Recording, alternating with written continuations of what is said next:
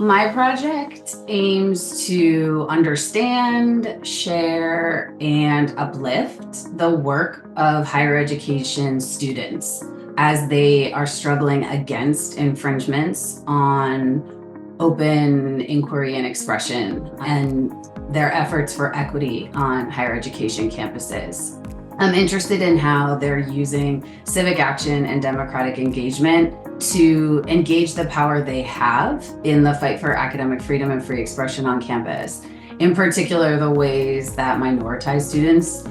or students that are interested in protecting race and gender equity efforts are leading the way. I'm doing a case study to contribute to the academic literature on student social movements in higher education. I'm conducting interviews with students, focus groups with students, observing their strategy meetings, observing their public testimony, and also doing analysis of documents, press releases, news reports, and social media. At this time when we're seeing censorship